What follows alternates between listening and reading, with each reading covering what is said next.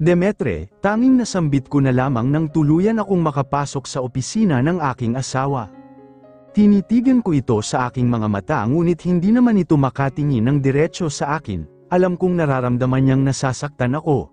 Alam kong nararamdam niyang hindi ko gusto ang aking nakikita. Honey, ano kasi, mas lalong akong nasaktan sa naging reaksyon ni Demetre. Mas lalo kong naramdamang wala na matagal na niya akong niloloko. Oh, bakit ganyan ang hitsura mo, Hilda? Para kang hinabol ng asong ulol. Agaw pansin sa akin ni Helga. Tiningnan ko siya ng masama kaya natigilan din ang kanyang hitsura. Hindi kita kinakausap, Helga, kaya manahimik ka. Galit na sabi ko pagkatapos ay binalingan ko ulit si Demetre. May dapat ba akong malaman, Demetre? Tumayo din ito at nilapitan ako habang ako naman ay nagpupuyos ng galit. Pigil na pigil ko ang aking sariling saktan ang aking sariling kapatid at asawa. Naaalala ko na naman ang tagpo na aking nakita. Naaalala ko na naman kung paano umindayog ang katawan ni Helga sa katawan ng aking asawa. Nakakasuka, nakakadiri, sa buong buhay ko, ni minsan hindi ko inisip na magagawa sa akin ni Helga ang bagay na yun. Buong buhay akong nagtiwala sa kanya. Buong buhay akong naniwala na kahit kailan hindi niya ako kayang traidorin.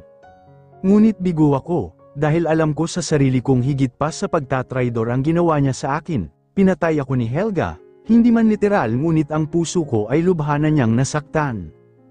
Honey, hindi, ano ka ba, nagkayayaan lang kami ni Helga, aalis na din siya. Ngayon, sa huli, niyakap ako ni Demetre, yakap na alam kong hindi na katulad ng dati. Kailan pa, hinintay kong sagutin ni Demetre ngunit hindi nangyari. Honey, kung ano-anong iniisip mo, mabuti pa, umuwi ka na lang muna. Hay, naku, Demetre, pati ako dinadamay ng asawa mo. Tapatin mo nga ako, Hilda, may galit ka ba sa akin? Napakagaling ng mga sinungaling, papaano nila nagagawang pakiharapan ako kung alam nila ang totoo? Kung ako naman kasi sa'yo, Hilda, bantayan ko ring maigi ang asawa mo, hindi yung kung ano-ano ang inaatupag mo. Lumayo ako kay Demetre at nilapitan ang aking kakambal. Gusto kong maramdaman niyang hindi ako natutuwa sa kanya. Gusto kong makita niyang ako ang asawa ni Demetre at ako lang ang may karapatan dito. Kung may isip ang babae, kusa na silang lalayo, Helga, alam nilang may asawa na si Demetre. Oh, baka naman ang gusto mong sabihin ay bantayan ko ang asawa ko sa mga makakitang babae. Hindi na rin ako magtataka kung nagiging paranoid ka, Hilda. Tingnan mo nga ang hitsura mo. Mukha kang kapalit-palit, di ba? Isang malakas na sampal kaagad ang iginawad ko sa kanya. Siniguro kong ibinuhos ko sa sampal na iyon ang lahat ng aking hinanakit at galit. Helga pushed me to my limit, hindi ko na maatim ang pangungutya niya sa akin, mas lalong hindi ko maatim na siya ang kabit ng asawa ko. Gusto kong isiga sa kanyang pagmumukha ang bagay na iyon. Ngunit pinigil ko ang aking sarili. Kung ipagpapalit man ako ni Demetre, sisiguraduhin kong hindi sila magiging masaya. Tandaan mo yan, Helga. Tinitigan ko si Helga ng mariin, gulat na gulat ang kanyang hitsura. Hinawakan niya rin ang pisngi na nasampal ko. Alam kong hindi niya inaasahan ang aking ginawa dahil ito ang unang beses na sinampal ko siya. Hindi ko na napigilan at sumabog na lang ako. Honey, huwag ka dito sa opisina mag-eskandalo. Pag-usapan natin ito sa bahay, honey. Nilingon ko siya ng bahagya at sinama ng tingin. Gusto kong umamin siya sa akin at higit sa lahat gusto kong tigilan na niya ito. Tigilan na nila ng kapatid ko ang kanilang kabaliwan. Baliw na yang asawa mo, Demetre, sino nga namang kriminal ang aamin? Bitiwan mo ako, sigaw ko kay Demetre, kapag kwan ay siniko ko siya sa kanyang tiyan dahil sa higpit ng pagkakahawak niya sa akin, napa-array ito ngunit, hindi ako nagsisisi sa aking ginawa, ito ang tandaan mo. Helga, hindi ako bulag. Nagpupuyos ang aking dibdib sa galit ngunit wala akong magawa upang mawala ang sugat nito. Wala akong kakayahan na maging maayos ang lahat pagkatapos ng aking nakita at nasaksihan. Kung hindi ako umalis marahil ay tama si Demetre, mag-eeskandalo lamang ako. Dahil ngayon, damang-dama ko sa aking pagkatao ang isang walang kamatayang sakit ng dahil sa pagtataksil nila sa akin. Mga walang hiya, nang makarating ako sa pick-up ay agad ko itong pinasibad. Hindi ko alam kung saan ako tatanggo. Hindi ko alam kung saan ako dadalhin ang sakit na aking nararamdaman. Ngunit, natagpuan ko na lamang ang aking sarili sa dati kong paaralan. Hapon na kaya wala nang gaanong estudyante sa lugar. Dumiretso kaagad ako sa rooftop na paborito kong tambayan noon. Dito pa rin talaga ako dinadala ng aking sarili kapag nasasaktan ako. Naalala ko pa ang lahat. Hindi pwede, mariing wika ni nanay sa akin. Pero, Nay, pangarap ko po yun. Bakit? Pangarap ko rin namang maging engineer ang kuya mo. Pero hindi nangyari, sana ikaw na lang ang namatay. Pumikit-pikit ako upang palasan ang nagbabadyang luha sa aking mga mata. Nagsisikip ang dibdib ko sa bawat katagang lumalabas sa bibig ng aking sariling ina. Napakasakit ng kanyang mga salita. Kung pwede nga lang sanang ibalik ang nakaraan, mas gugustuhin ko na lamang na ako na lamang ang nawala. Kasi kahit buhay ako, ramdam kong araw-araw akong pinaparusahan, araw-araw akong unti-unting pinapatay. Kahit masakit sa akin ang naging tugon ni nanay ay hindi na ako nagpumilit pa. Dumiretso ako sa aking eskwelahan nang may mabigat na dibdib. Hindi rin kami nagsabay ni Helga dahil nauna na ito sa akin. Habang nasa hallway ay pigil na pigil ko ang sariling humagulgol. Kahit marami ang bumabati sa akin ay hindi ko ito pinansin. Hilda, agaw pansin sa akin ni Helga. Bakit Helga, may problema ba? Nakita ko si Demetri kanina. May kasamang babae. Naku, Hilda, mag-ingat ka, baka masalisihan ka na. Dumiretso kaagad ako sa rooftop ng school sa may gilid niyon at umakyat sa tuktok nito. Wala naman akong planong magpakamatay, gusto ko lang tingnan kung ano ang pakiramdam ng tumitingin mula himpapawid. Saktong natatanaw ko na ang ibaba ng school building nang may humila sa akin paalis sa aking kinalalagyan. Mabilis ako nitong naibaba at nang magmulat ako ng paningin ay bumungad sa akin ang mukha ni Gilbert. Sinaman niya kaagad ako ng tingin habang ako naman ay naguguluhan sa kanyang inaakto. Magpapakamatay ka ba? Anong sinasabi mo? Bakit naman ako magpapakamatay? Kapag may problema ka, pwede mo namang iiyak lahat. Isa-isa kong pinupunasan ang aking mga luha. Simula pa lang, nakatadhana na talaga akong masaktan. Nang tingnan ko ang aking relo ay nagulat akong mag-aalas 7 na ng gabi. Nang magtaas ako ng tingin ay nakita ko na naman siya. Siya na laging naroon kapag nasasaktan ako. Siya na laging nakikita ang bawat paghikbi at mga luha ko. Siya na laging nandyan para sa akin. Gilbert, titig na titig ito sa akin na para bang ina-Eric ang lahat sa akin. Lumalakas na naman ang pintig ng aking puso. Kinakabahan na naman ako na hindi ko alam kung bakit. Natanong ko tuloy ang aking sarili, nagkamali ba ako ng pinili? Why are you here? Tanong ko kaagad kay Gilbert. Hindi niya ako sinagot bagkos ay tiningnan niya lamang ako, isang klase ng tingin na kailanman ay hindi ko gugustuhing makita galing sa kanya, na maging ako ay ramdam ang awa sa sarili. Huwag mo akong tingnan ng ganyan, napayuko ako at niyakap ang aking sarili, nasasaktan ako ngayon ngunit kailangan kong magpakatatag. Lahat ay lilipas lamang at may mga bagong darating. Umuwi ka na, Hilda, umiling ako sa kanyang sinabi. I needed more time, I needed to be alone to think. Kailangan ko ng isang taong makakaintindi sa akin. He stood in front of me while I am still looking at the ground. Stay away from me, Gilbert, kaya kung umuwing mag-isa, ngunit nagulat na lamang ako na imbes na sagot ang aking makuha galing sa kanya ay isang yakap yun. Gilbert is hugging me tight, nanlaki ang aking mga mata sa realisasyon, pinilit kong kumilos at itulak siya ngunit malakas siya sa akin, sa huli, sumuko ako. Siguro nararamdaman din ni Gilbert ang sakit na nararamdaman ko. Nang pakawalan ako ni Gilbert ay pumikit-pikit pa siya sabay napapailing. Tiningnan ko si Gilbert at nginitian ng bahagya, alam kong hindi yun abot sa aking mga mata ngunit nagpapasalamat pa rin ako sa kanya. Salamat, umuwi na tayo, Hilda, gabi na. If you have a problem with my brother, talk to him. Sabihin mo ang nararamdaman mo. Asawa ka? Hilda, hindi ka dapat umiiyak ng ganyan. Anong sinasabi mo? You cried, if you still didn't notice it. Gilbert isn't lying, basa ito at mukhang hindi ko na napansing tumutulo ang luha ko habang yakap-yakap niya ako kanina. Salamat. Hindi na ako nagmatigas nang ayain ulit ako ni Gilbert na umuwi. Tama si Gilbert, Demetri and I needed to talk. Alam ko sa sarili kong niloloko niya ako at ng aking kakambal ngunit may mga bagay na kailangan kong timbangin. May mga desisyon na kailangang pag-isipan, bakit dito? Nandoon si Demetre, kanina ka pa niya hinahanap. Tumango ako sa kanyang sinabi at hindi na siya sinagot pa. May malalawak na tubuhan at maysa na nasa gilid lamang ng daan. Bago makarating sa mansion ay aming nadaanan ang malaking gate mula sa bakana ng Hacienda Capistrano. Nasa dulo ito ng lupain na napapalibutan ng malawak na taniman ng mga bulaklak. Para sa akin, napakaganda kung tutuusin. Ito ang klase ng tanawing nais kong makita sa aking pagtulog at nais kong matano sa aking paggising.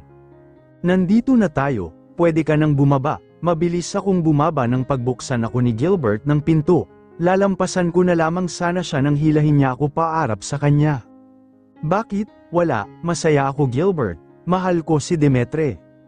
Marahil naging malupit ako sa kabila ng mga mabubuting bagay na ginawa niya sa akin. Mabilis akong nakapasok sa loob ng mansion, inilibot ko kaagad ang aking paningin at nakita si Demetre na nakatayo sa malawak na sala, nag-aalangan ito na tila hindi alam ang gagawin. Mabuti at narito ka na, Hilda, kakain na tayo. Mula sa magarbong hagdanan ay tiningala ko ang aking biyanan, si Governor Federico Capistrano, dahan-dahan itong bumababa habang daladala ang tungkod nito sa kaliwang kamay. Agad akong humalik sa kamay nito at yumuko, magandang gabi, Papa, kumusta po kayo? Mabuti Hilda, still alive and kicking, kahit sa ganoon man lang ay naparamdam ko dito na masaya ako, na masaya ang pagsasama namin ni Demetre. Istrikto ang aking biyanan at alam kong takot din si Demetre dito, kaya naman nag-iingat ang aking aswa na gumawa ng anumang ikakasira nito. Ngunit sadyang nakalimutan niya ang bagay na yun nang pinatulan niya ang kapatid ko. Mabuti naman kung ganoon, Papa, this town needs you, isang mabait at matulunging governor. Sabay kaming pumasok ng aking biyanan sa loob ng malawak na dining area, nilagpasan ko si Bernard na nakatayo pa rin sa sala, ni hindi ko siya pinansin, at wala akong balak pansinin siya. Oh, Hilda, nandyan ka na pala? Malumanay na tanong sa akin ng aking bayan ang babae, abala ito sa paghahanda kaya mabilis ko itong tinulungan. Opo ma'am, ano ka ba, kara-rating mo lang, magpahinga ka muna.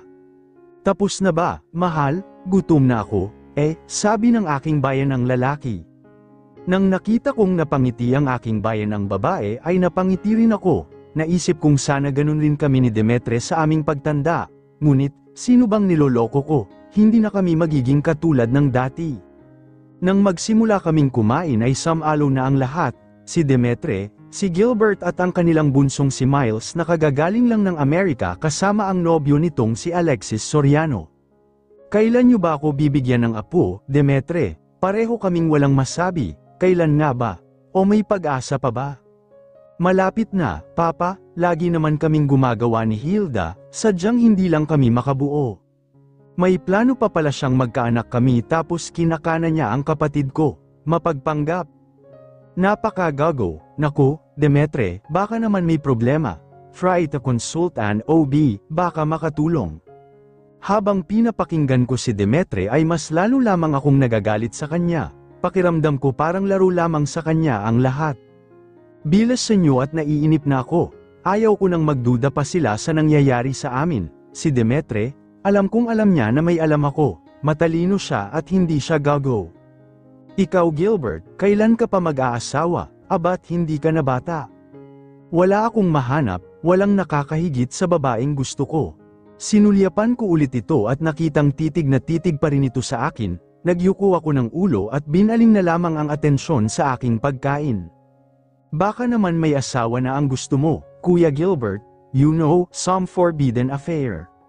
Shut up, Miles, you're not helping here. Asikasuhin mo na lang ang fiancé mong si Alexis, ang dami kong problema dahil sayo. Agad akong pumunta sa balkonahe ng mansion, I Saturday in one of the stool, nasa ganoon akong posisyon ng maramdaman kung may yumayakap sa akin mula sa aking likuran. Sorry na, hindi na ako makikipaglapit kay Helga. May relasyon ba kayo? Wala, siya lang ang lapit ng lapit sa akin, mahirap tumanggi lalo pat kapatid mo yun.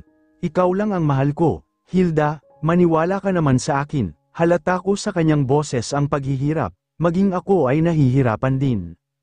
Hanggang saan nga ba ang kaya kong gawin para sa pagmamahal ko kay Demetre? Hanggang kailan ako magiging martir? Hanggang kailan ako pwedeng kumapit? Hindi ako bulag, ngunit bulag ako sa tama at mali dahil sa pagmamahal ko sa aking asawa. May mga bagay na mahirap ngunit kailangan mong tanggapin. Tinanggap ko ulit si Demetre, magmula ng gabing yun sa mansyon ng kanyang buong pamilya ay pinilit kong maging normal sa amin ang lahat, hindi man katulad ng dati ngunit hindi naman gaanong magulo. Iwinaksi ko rin sa isip ang mga bagay na nagpapaalala sa akin kay Gilbert. Natatakot ako dahil nitong mga nakalipas na buwan ay palagi na lamang nagsusumiksik sa utak ko ang kanyang mukha. Nangingilabot ako sa aking sarili dahil alam kong hindi dapat. Honey, bakit? Bahagya kong sinulyapan si Demetre at nakita ko ang pag-asam sa kanyang mga mata. Magmula nang makita ko ang bagay na yun at naging maayos na kami ni Demetre ay hindi na ulit namin nagagawa ang bagay na yun, natatakot ako, pilit ko mang kalimutan ngunit hindi ko magawa. Gawa na tayo ng baby, niyakap niya ang kanyang kamay sa aking baywang at sinimulang halikan ang aking balikat. Hindi ako tumutol o anupaman, hinayaan ko siya sa kanyang ginagawa. Umibabaw siya sa akin at nakita ko sa kanyang mga mata ang kagustuhang mangyari ang bagay na yon. Isa-isang tinanggal ni Demetre ang aking manipis na pantulog, bawat madadaan ng kanyang kamay sa aking katawan ay kanyang dinadama pagkatapos ay hahalikan ng buong pagsuyo, ramdam na ramdam ko ang pagmamahal ngunit hindi ko pa rin maiwasang mapaluha at masaktan. Hinalikan niya ang aking lobby nang may pagkasabik, pagkatapos ay hinalikan naman niya ang aking dibdib. Wala na akong saplot dahil nahubad na niya ito nang hindi ko namamalayan. Ibinigay ko sa kanya ang lahat ng aking sarili dahil obligasyon ko ito bilang asawa, habang inaabot niya ang rurok ng kaluwalhatian ay napapaluha na lamang ako. Ibang-iba na, hindi ganito, honey, sambit niya nang maramdaman kong may kung anong sumabog sa aking loob. Agad siyang damapa sa akin at niyakap ako. Natanong ko tuloy sa aking sarili kung nararamdaman ba ni Demetre ang nararamdaman ko, nararamdaman ba niyang nag-iba na ako? Sa mga nakalipas na buwan ay binalak kong iwanan na lamang siya, kung tutuusin, napakadali lamang sana ng lahat, ngunit, para sa sitwasyon ko, hindi yun ganoon kadali. May mga bagay na kailangan kong pag-isipang mabuti, may damdaming kailangan kong ingatan. Sa buhay napakadali ang sabihing sumuko ngunit napakahirap simulan. Sa mag-asawa ay ganoon din, tatag ng loob at tibay ng dibdib na lamang ang tanging kinakapitan ko. Honey, isasama kita mamaya sa handaan ni Pareng Tom. Bakit honey? Anong meron? Birthday kasi ng anak niya, di ba? Inaanak ko yun. Napatango ako at ngumiti, ilang sandali pa ay pumasok sa isipan ko ang isang imahe, si Helga. Inaanak din ito ang batang yon. Ayaw kong sumama, alam mo namang nandoon si Helga, di ba? Honey, puro ka duda, naiinis na tuloy ako sa'yo, wala nga, di ba, nawalan na tuloy ako ng gana. Sininghalan ako ni Demetre sa unang pagkakataon, tinaasan ko siya ng kilay at pinamiyaywangan sa kanyang harapan. Kaming mga babae kapag nagtanong, ibig sabihin alam na namin, we just need confirmation from our partner. At ikaw? Demetre, napakasinungaling mo, nakakunot ang kanyang noo ngunit halata sa kanyang mga mata ang namumuong galit para sa akin.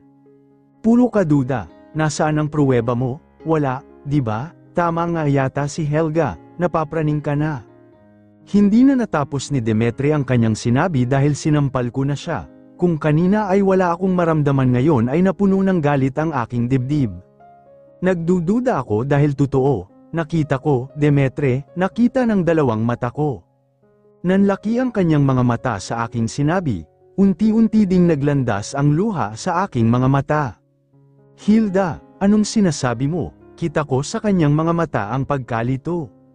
Huwag kang magmaang-maangan Demetre, alam kong alam mo ang sinasabi ko. Nakasalubong ko pa si Marcia na pababa ng hagdan.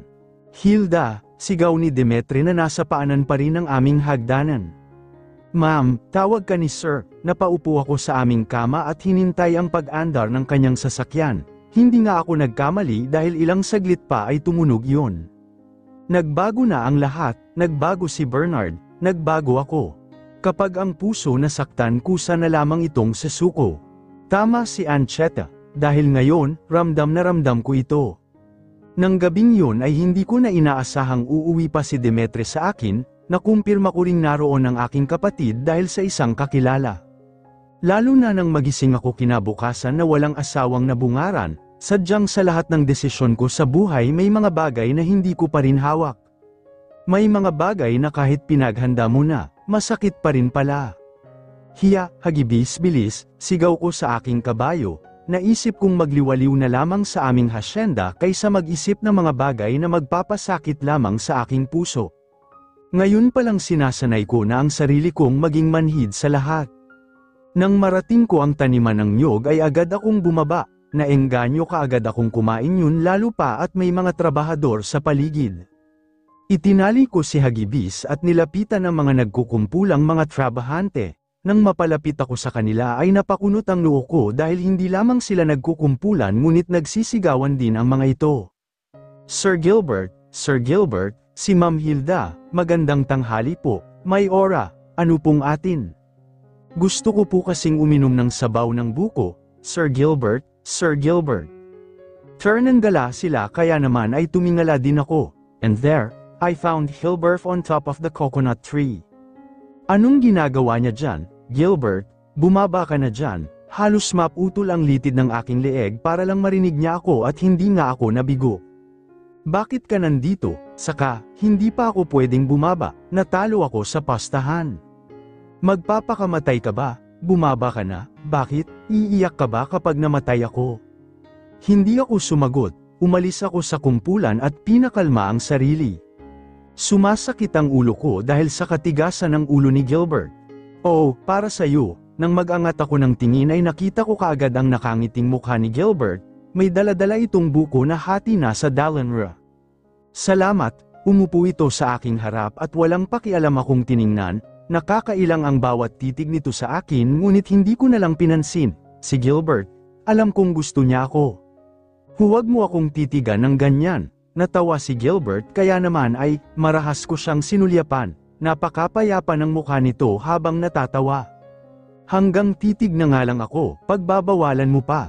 Mas maganda kapag nakangiti ka, Hilda, alam kong nasa mabuti kang kamay dahil asawa ka ng kapatid ko kaya masaya ako para sa'yo. Sana nga Gilbert, nag-usap kami ni Gilbert ng payapa at komportable sa isa't isa. Minsan nagpapatawa siya ngunit kadalasan ay ginugulat niya ako sa kanyang mga salita. Napakasarap niyang kausap kaya naman hindi ko na namalayang hapon na.